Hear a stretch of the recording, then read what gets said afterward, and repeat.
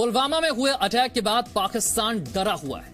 दुनिया के कई देश इस समय पाकिस्तान पर उंगली उठा रहे हैं। दोषी आतंकियों पर कार्रवाई के लिए पाकिस्तान पर दबाव बनाया जा रहा है और इसी डर से पाकिस्तान ने एक नया पैंतरा चला है। खुफिया रिपोर्ट के मुताबिक पाकिस्तानी सेना ने आतंकी हाफिज सईद और मसूद अजहर को आम लोगों से ज्यादा नहीं मिलने जुलने के लिए कहा है। यानी पाकिस्तान इन दोनों आतंकियों को लेकर अब चिंतित है। उसे इन दोनों की सुरक्षा की चिंता हो रही है। यानी एक और दिल्ली में जब सऊदी अरब के क्राउन प्रिंस ने पीएम मोदी को अपना बड़ा भाई बताया, तो पाकिस्तान अपने घर में पाले हुए आतंकियों को अब सुरक्षित ठिकाना मुहैया कराने में जुटा है। अंतर्राष्ट्रीय दबाव की वजह से मसूद अजहर, हाफिज सईद पर पाकिस्तान का यह नया पैंतरा सामने आया है।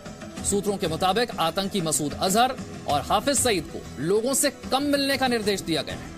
पाकिस्तानी सेना ने मसूद अजहर और हाफिज सईद को सार्वजनिक जगहों पर नहीं जाने के लिए कहा है। जैश आतंकियों को पुलवामा हमले के लिए आरडीएक्स रावलपिंडी में पाकिस्तानी सेना ने ही दिया था। यह भी सूत्रों के हवाले से बड़ी खबर सामने आ रही है। तो पुलवामा में हुए अटैक के बाद पाकिस्तान का डर पहले पाकिस्तान के प्रधानमंत्री के बयान में, उनकी बातों में नजर आया, और अब सूत्रों के हवाले से जो बड़ी खबर है उस खबर से भी पता चल रहा है कि पाकिस्तान डरा हुआ है और अब अपने पाले हुए आतंकियों की फिक्र भी उसे सता रही है। और अब यह समझिए आखिर आतंकी हाफिज सईद और मसूद अजहर के लिए पाकिस्तान को इतनी चिंता क्यों हो रही है। दरअसल मसूद अजहर पर बैन के लिए संयुक्त राष्ट्र सुरक्षा परिषद में फ्रांस प्रस्ताव लाने वाला है। मसूद अजहर के खिलाफ फ्रांस के प्रस्ताव के समर्थन में अमेरिका और ब्रिटेन भी है। अमेरिका ने पाकिस्तान की $30 करोड़ की आर्थिक मदद रोक दी है। ब्रिक्स देशों के घोषणा पत्र में पाकिस्तान के संगठनों को क्षेत्रीय चिंता बताया गया है। जैश-ए मोहम्मद, हक्कानी नेटवर्क, लश्कर-ए-तैयबा को क्षेत्र के लिए खतरा बताया गया है। भारत रूस ने संयुक्त घोषणा पत्र में सीमा पर आतंकवाद पर चिंता जताई। इस्लामाबाद में होने वाले सार्क सम्मेलन का सदस्य देशों ने बॉयकॉट किया और यही सब कारण है कि अब अंतर्राष्ट्रीय दबाव महसूस कर रहा है पाकिस्तान। हम संतुष्ट हो सकते हैं, परंतु पिछले बार भी चाइना को छोड़कर सबने सपोर्ट किया था। अमेरिका ने भी सपोर्ट किया था, सिर्फ चाइना ने वीटो लगा दी थी। परंतु पिछले बार अमेरिका ने रेजोल्यूशन मूव की थी, इस बार फ्रांस मूव कर रही है, तो वही नई बात है और कोई नहीं है। तो अपनी पॉलिसी अपने आप बनाना चाहिए।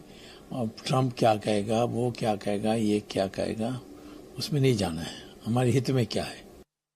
पाकिस्तान कभी नहीं माना कि वो टेररिज्म कर रहे हैं, तो हमें चाहे इमरान खान कुछ कहे ना कहे, हमें उसमें कोई फर्क नहीं है। इस इंस्टेंट में बिल्कुल क्लियर है कि जेईएम ने ये आतंक प्लान किया था। और इस पर ज्यादा जानकारी के साथ हमारे सहयोगी मनीष हमारे साथ जुड़ रहे हैं। मनीष, पाकिस्तान का डर अब साफ तौर पर नजर आ रहा है। यह डर पहले कल पाकिस्तान के प्रधानमंत्री के बयान में नजर आया और अब जो खबर मिल रही है कि मसूद अजहर और हाफिज सईद से कहा गया है कि सार्वजनिक जगहों पर ना जाएं, लोगों से ज्यादा मुलाकात ना करें, यह डर अब और पुख्ता तौर पर नजर आने लगा है। जी हाँ, देखिए विशाल, जब भी इस तरीके को आतंकी हमले कराते हैं उसके कुछ दिन तक वो प्रिकॉशनरी मेजर लेते हैं। ये हमेशा हुआ था 26/11 में भी, जब मुंबई अटैक हुआ और जब इंटरनेशनल प्रेशर बना तो उन्होंने हाफिज सईद, मसूद अजहर को थोड़ा लो प्रोफाइल रहने को बोला। और एक बार दोबारा जब उन्होंने एक अटैक कराया सीआरपीएफ कानवाय पर, तो फिर से उन्होंने कहा कि नहीं, थोड़ा मसूद अजहर और हाफिज सईद को बोला गया कि वो कम पब्लिक प्लेसेस पे जाएं। लेकिन ये फिर 10-15 दिन बाद या 1-2 हफ्ते बाद फिर से वो उसी तरीके से एक्टिव हो जाते हैं, क्योंकि उनको मालूम है कि पाकिस्तानी आर्मी अपना एसेट समझती है इन आतंकियों को और बार बार इस तरीके की स्ट्रेटजी अपनाते हैं। अभी के वक्त में चूंकि ये लग रहा है कि अगर कोई ऐसा बयान आता है हाफिज सईद का या मसूद अजहर का या नए तरीके की कोई खुलासा होता है, तो पाकिस्तान के लिए थोड़ी स्थिति खराब होगी, क्योंकि लगातार 50 से ज्यादा देश भारत के साथ हैं जो इंटरनेशनली मसूद अजहर पर बैन लगाने की बात कर रहे हैं, जिसमें फ्रांस ने भी ये कहा है कि वो यूएन में मूव करने वाला है।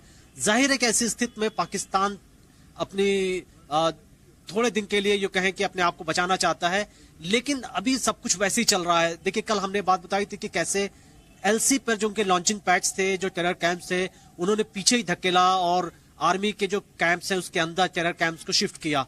ये जब उरी हमला हुआ था उसके बाद जब भारत ने सर्जिकल स्ट्राइक की थी तो काफी दिन तक ये देखने को मिला था कि वो डरे हुए थे और आतंकी हिम्मत नहीं जुटा पाते थे लॉन्चिंग पैड तक आने में।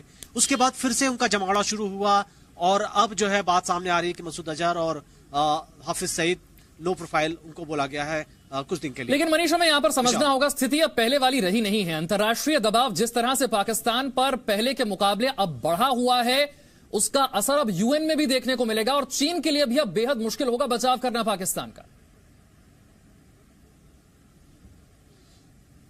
देखिए, भारत की अगर हम बात करें और भारत के लोगों की बात करें तो वो डिप्लोमेटिक लेवल पर कुछ भी नहीं सोचते। उनको लगता है कि बदले का बदला बदले से होना चाहिए और ये प्रेशर जो है प्रधानमंत्री के ऊपर भी है क्योंकि वो खुद कह चुके हैं कि बातों का वक्त खत्म है, अब एक्शन होगा।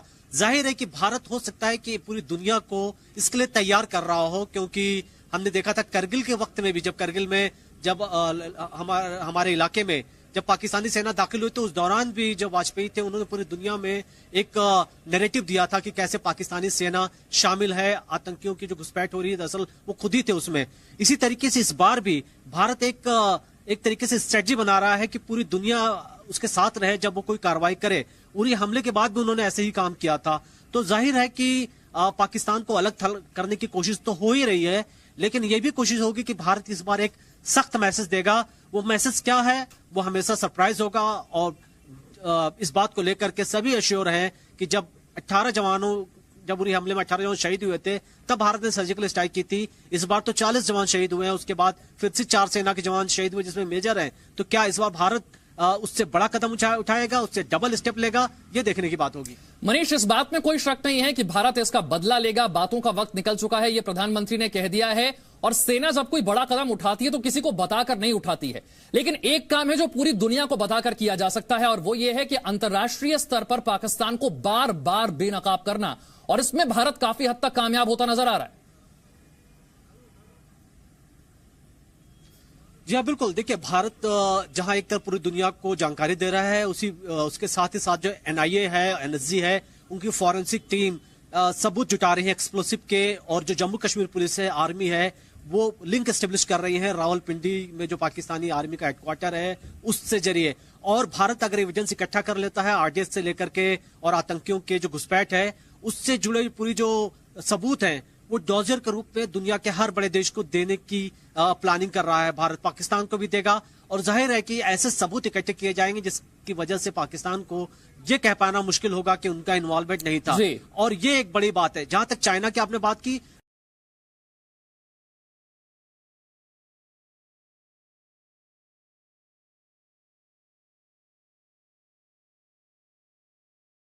देंगे और लड़ाई के वक्त में बिल्कुल, क्योंकि अगर आप देखें पिछले 2-3 साल से लगातार वो पाकिस्तानी सेना को मॉडर्न कर रहे हैं, तो ये हमें सोच के चलना होगा कि पाकिस्तान के साथ तो जरूर है मनीष, लेकिन इस बार चीन के लिए भी पाकिस्तान का बचाव करना बहुत मुश्किल होगा। बहुत बहुत शुक्रिया आपका इस जानकारी के लिए।